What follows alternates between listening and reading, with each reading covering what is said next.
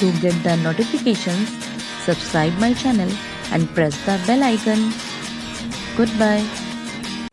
Hello dear student, this is Sarma Aftab and I hope you all are doing very well.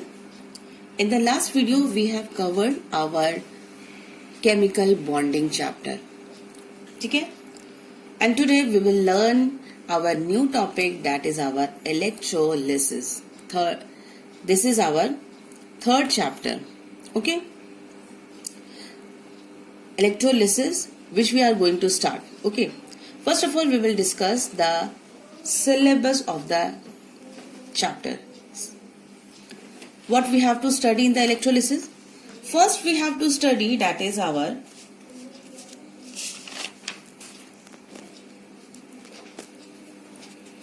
electrolytes. We will discuss electrolytes and non-electrolytes. ये बहुत important है, इसमें electrolytes और non electrolytes पढ़ना है and इन दोनों की क्या पढ़ना है? We have to study their definitions and examples. ये सारी चीजें क्लियर करनी है इसमें. सेकेंड जो पढ़ना है इसमें, that is our substance containing. Electrolytes का ये पार्ट आ जाएगा, एक्चुअली इलेक्ट्रोलाइट्स में आ जाएगा और ये नॉन इलेक्ट्रोलाइट्स के पार्ट्स में आ जाएंगे. Substance containing either ions, molecules और बोथ. आयंस, मॉलिक्यूल्स और both ions and molecules. Clear? And third, इसमें हम लोग को पढ़ना है, we will discuss, that is, कुछ इसमें बहुत इंपॉर्टेंट टर्म्स जो कि पढ़ने हैं. टर्म्स है इसमें, बिना टर्म्स को समझे हम आगे इलेक्ट्रोलिसिस की पूरी मैकेनिज्म को ही नहीं समझ पाएंगे. So that's why we have to study the important terms. और उस टर्म्स में हो जाएगा सबसे first point, that will be your electrolysis. Electrolysis, electrolyte, electrode. Electrode में आ जाएंगे एनोड, हमें समझना होगा, कैथोड. एनोड कैथोड समझने के लिए we will study the anion, cation. अब इसी से रिलेटेड है ऑक्सीडेशन एंड रिडक्शन. बेटा ये सारी चीजें they all are interrelated. अगर एक के भी प्रॉब्लम हो रही समझने में, ऑटोमेटिकली दूसरा तो फिर प्रॉब्लम सफर होना ही होना है तुम लोगों को. ठीक है, तो सारी चीजों को क्लियर करना है and each and everything are interrelated in this chapter. ठीक है, तो ऑक्सीडेशन, रिडक्शन ये भी पढ़ना है और इन सारे प्रोसेस को पढ़ने के लिए हमें पढ़ना है इलेक्ट्रोलिसिस की मैकेनिज्म. बहुत ज्यादा इंपॉर्टेंट है, इसमें सारी चीजों को समझने के लिए पढ़ना है इलेक्ट्रोलिसिस की mechanism.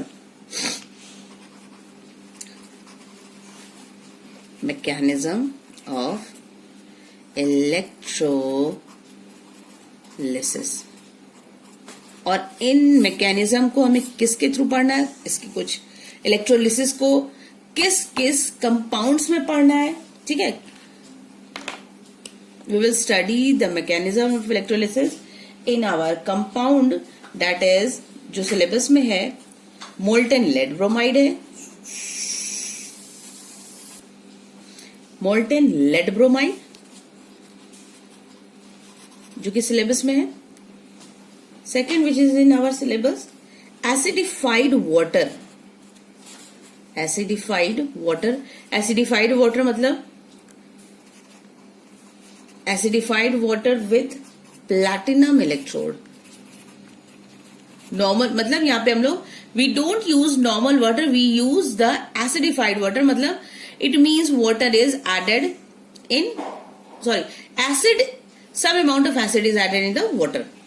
Third important one, that is your aqueous copper sulfate with copper electrode, Cu electrode.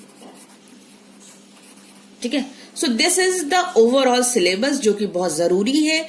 Before starting the chapter तुम्हें पता होना चाहिए कि हम लोगों को इस चैप्टर में ओवरऑल पढ़ना क्या क्या है, ठीक है। इलेक्ट्रोलाइट्स, नॉन इलेक्ट्रोलाइट, उसके definitions, substance containing ion molecules both ions, और इलेक्ट्रोलिसिस के ये कुछ टर्म्स है। और उसके बाद में मोल्टेन लेड ब्रोमाइड जो कि इलेक्ट्रोलिसिस के मैकेनिज्म पढ़नी है। In terms of molten lead bromide, acidified water with platinum electrode and aqueous copper sulphate with copper electrode, ठीक है। ये सारी चीजें पढ़नी है। सो ओवरऑल ये तो था अब लोग का सिलेबस, और अच्छे से इसको स्क्रीनशॉट ले लो, समझ लो, ठीक है। नाउ अब हम इसके आगे चलते हैं। Come to the introduction of electrolysis. Electrolysis, ये वर्ड देखो बना है electrolysis. If we break the word, अगर हम इस वर्ड को ब्रेक करते हैं, इलेक्ट्रो में ब्रेक होगा और लिसिस में ब्रेक होगा। इलेक्ट्रो एंड लिसिस, ठीक है। तो what is the meaning of electro? Electro से देखो समझ में आ रहा है, समझ में आ रहा है क्या है ये electro means the word comes from the electricity, और इलेक्ट्रिसिटी यानी कि इसकी मीनिंग है फ्लो ऑफ इलेक्ट्रॉन्स। ये जो वर्ड है फ्लो ऑफ इलेक्ट्रॉन्स। और लिसिस मीन्स होता है सेपरेशन, किसी भी चीज को सेपरेशन करना, ठीक है। It means electrolysis is a process of separation by using electricity. अब separation by using electricity, so what we are going to separate? So overall इसकी जो कंप्लीट डेफिनेशन है, कंप्लीट डेफिनेशन पे आ जाओ। It is a electrolysis is a chemical decomposition,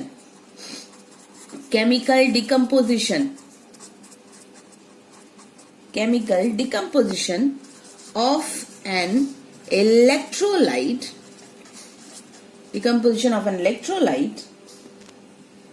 और ये electrolyte हम लोग का केमिकल कंपाउंड है, chemical compound by the passage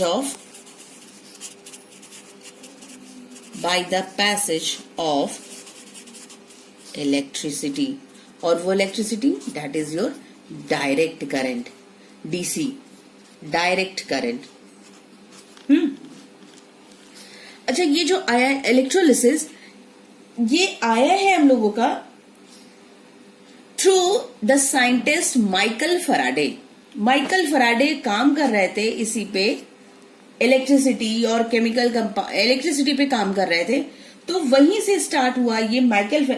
the electrolysis words came into existence by Michael Faraday. Actually वो यूज कर रहे थे उस टर्म को, उस चीज को वो यूज कर रहे थे, but he was not aware, वो टर्म नहीं आया था इलेक्ट्रोलिसिस, ठीक है। वो उस सिस्टम को यूज कर रहे थे, बट ये टर्म उस टाइम तक नहीं आया था।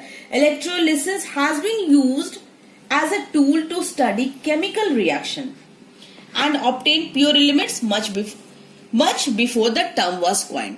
यही चीज हम कहना चाह रहे हैं कि ये टर्म, इलेक्ट्रोलिसिस टर्म के पहले से ही माइकल फैराडे इस पे वर्क कर रहे थे। वर्ड नाम जो इलेक्ट्रोलिसिस है वो बाद में आया है, ठीक है। तो ये पॉइंट कुछ नोट कर लो, ठीक है, ताकि आप लोग जब भी पढ़ो तो समझ में आए कि अच्छा ऐसा ऐसा हुआ है। तो came into existence by Michael Faraday. Michael Faraday in 19th century. Okay, next point is the electrolysis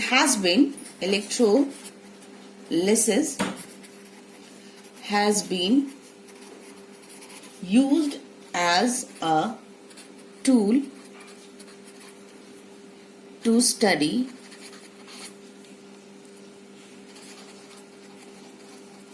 chemical reactions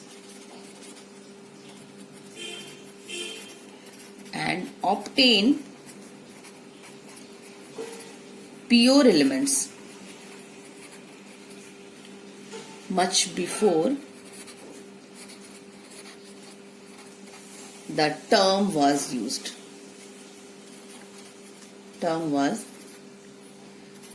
or coined. It means ये टर्म आने के पहले, इलेक्ट्रोलिसिस आने के पहले से ही, इलेक्ट्रोलिसिस टर्म आने के पहले से ही इलेक्ट्रोलिसिस ऑलरेडी इन यूज, वो कहीं ना कहीं उसका इन्वॉल्वमेंट था, काम चल रहा था। क्यों? माइकल फैराडे इलेक्ट्रोलिसिस पे काम कर रहे थे, बट वो वर्ड नहीं आया था। ठीक है, तो electrolysis has been used as a tool to study chemical reactions and obtain pure elements much before term was used. ठीक है, अब नाउ तो इलेक्ट्रोलिसिस को यूज किया जा रहा था सेपरेशन करने के लिए bye using electricity. Chemical compounds को हम ब्रेक करवा रहे थे, केमिकल कंपाउंड्स को हम ब्रेक करवाएंगे और वो इलेक्ट्रिसिटी के यूज से वो आयंस में ब्रेक हो जा रहा था। अभी अच्छे से इसको समझो। ठीक है, एक एक करके सारी चीजें क्लियर कर देंगे, बस दिमाग लगा के पढ़ो।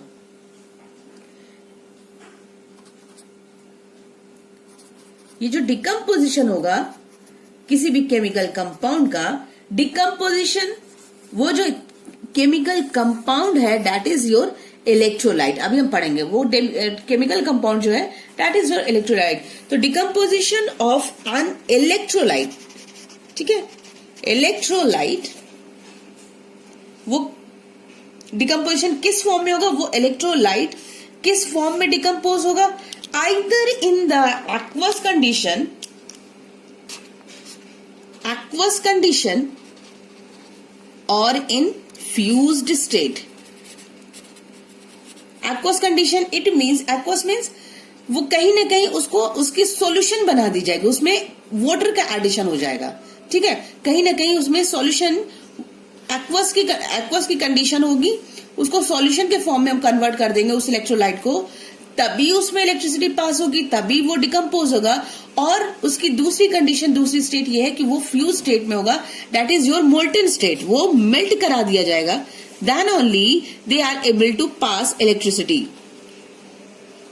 मोल्टन स्टेट क्लियर है? ठीक है, याद है? क्लियर है आप लोगों को? इसको कंप्लीट करो, नोट डाउन करो, स्क्रीनशॉट लो। ठीक है, come to the next part. इसको अगर शॉर्ट में समझने की कोशिश करो कि इलेक्ट्रोलिसिस की मैकेनिज्म में छोटा सा सिंपल, एकदम सिंपल, कि suppose we have an electrolyte, एक केमिकल कंपाउंड है NaCl। ठीक है, सॉरी क्या लिख दिया, NaCl। ठीक है, NaCl एक केमिकल कंपाउंड है। ठीक है, अब NaCl से अगर हम पास कराएंगे इलेक्ट्रिसिटी, ठीक है, इलेक्ट्रिसिटी, तो इसकी क्या हो जाएगी? इस केमिकल कंपाउंड की लिसिस हो जाएगी और सेपरेशन हो जाएगा यहीं पे, और it will convert into Na plus and Cl minus. ठीक है, Na plus and Cl minus, और इसी को हम सिंपल स्टेप में हम कहेंगे कि it is an method of electrolysis. ये हो जाएगा इलेक्ट्रोलिसिस। तो ये this will be this one, ये हो जाएगा हम लोगों का जो कंपाउंड है। ठीक है, the compound that is called as electrolyte, और ये हो जाएगा हम लोग का cation, and this one will be anion. Clear? और overall the process will be electrolysis. ठीक है, ये हो गया हम लोगों का एक इलेक्ट्रोलिसिस का पार्ट। अब आ जाते हैं हम इसकी, तो इट मीन यहाँ पे क्या दिख रहा है? ये electrolyte that is your chemical compound और इलेक्ट्रिसिटी। ठीक है, तो electrolysis establishing a relationship between the electricity and chemical compound. ठीक है, तो इसको एक नोट डाउन करो। Electrolysis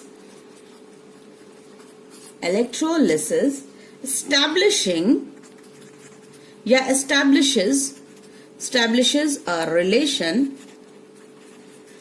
between the chemical energy और chemical compound से chemical energy निकलेगी, chemical compound, relation between the chemical compound and the electrical energy और electricity।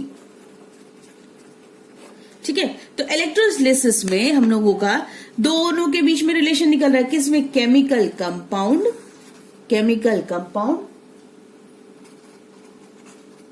केमिकल कंपाउंड और electricity.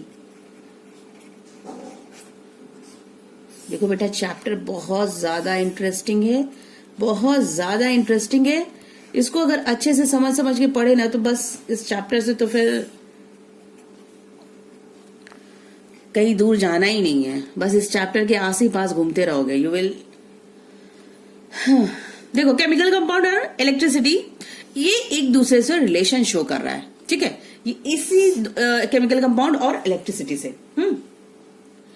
Now if we are talking about the electricity, अगर हम electricity की बात कर रहे हैं then the word conductor obviously will come, ठीक है। अगर हम इलेक्ट्रिसिटी की बात करें तो क्या होगा, ये वर्ड तो आना ही आना है, कंडक्टर, ठीक है।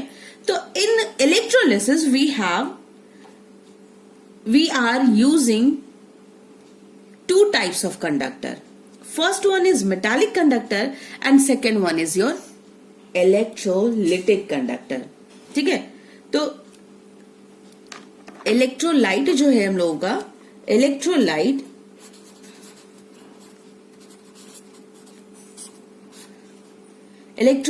It act as a conductor, एकदम ठीक है। इलेक्ट्रोलाइट वही काम करता है कंडक्टर की तरह, और उस कंडक्टर में, और ये क्या है, that is your chemical compound. यही हम लोग का केमिकल कंपाउंड है जो आगे चल के डिकम्पोज होना है, केमिकल कंपाउंड, ठीक है। और इलेक्ट्रोलाइट के दो कंडक्टर्स एक तरीके से हो जाएंगे कंडक्टर, ठीक है। कंडक्टर के we have two types, metallic conductor and electrolytic conductor.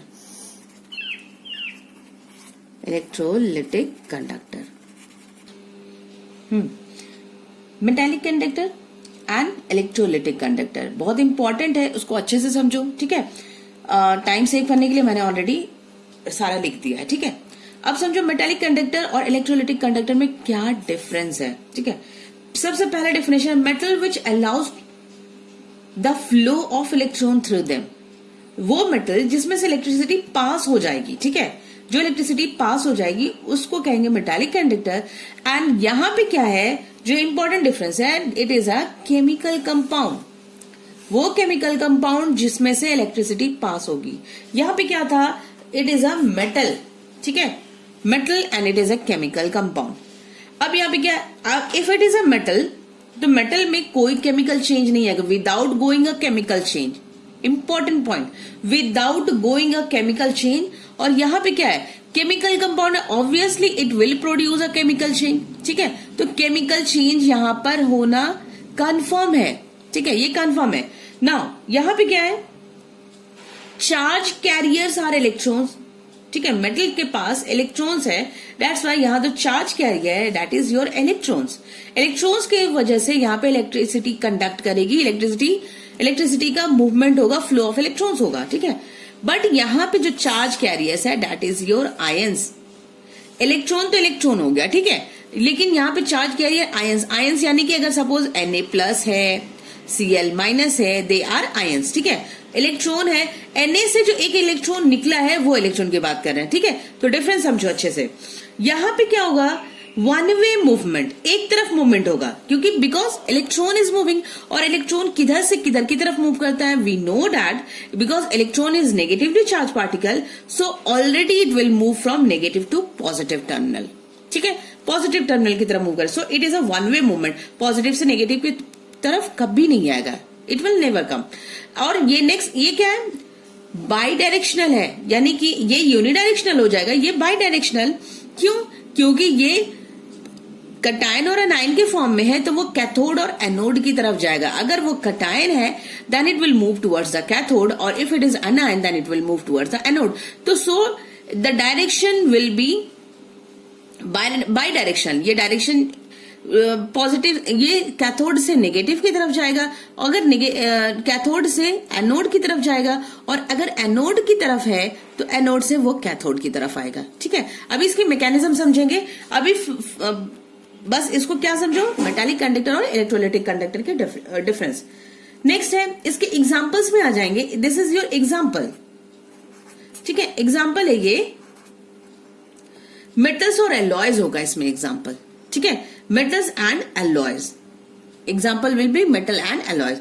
और यहां पे क्या होगा, क्योंकि हम बात कर रहे हैं केमिकल कंपाउंड है, electrolytic conductor is your chemical compound, तो यहां पे एग्जाम्पल है electrovalent compound, not covalent compound, it is your electrovalent compound, ठीक है। इलेक्ट्रोवैलेंट कंपाउंड में ही इलेक्ट्रोस्टैटिक फोर्स ऑफ अट्रैक्शन होता है और प्लस और नेगेटिव चार्ज के फॉर्म में वो अट्रैक्ट होते हैं। और ये सारी चीजें हमने क्लियर करवा दिया है in your previous chapter, that is your chemical bonding, ठीक है।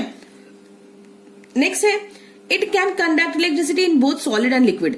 मेटल्स में अगर हम एग्जांपल लेंगे, मेटल्स में अगर बात करो एग्जांपल में, तो मेटल एंड एलॉयज तो हो गया, लेकिन मेटल्स में जैसे कि हम लोग का एग्जांपल है कॉपर, सिल्वर, गोल्ड, ये सब एग्जांपल्स होते हैं। तो कॉपर जो है, तो कॉपर को अगर जान लो कि कॉपर क्या इलेक्ट्रिसिटी जो कंडक्ट करेगा, तो वो तो सॉलिड में भी कंडक्ट कर सकता है, it has the tendency to conduct the electricity in solid also and in liquid also, ठीक है।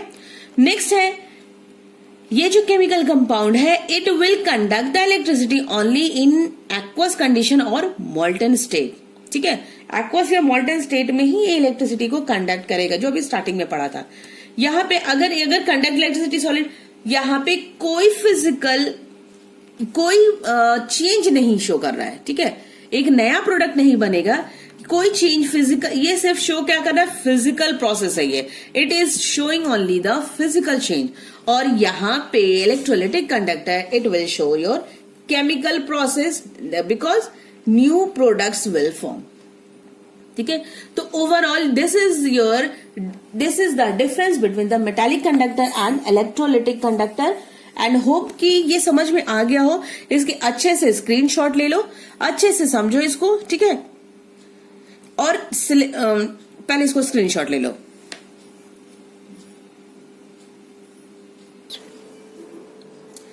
इसके पहले हम लोगों ने क्या डिस्कस कर लिया, डिस्कशन हम लोग का हो रहा था metallic conductor and electrolytic conductor.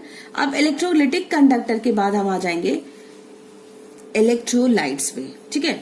तो इलेक्ट्रोलाइट एंड नॉन इलेक्ट्रोलाइट, ये सब टर्म्स आप लोग के बुक में है, सिलेबस में है, सो साथ साथ नोट करते भी जाओ ताकि नोट्स में प्रॉब्लम ना हो, ठीक है, नोट्स अपने कंप्लीट करते जाओ।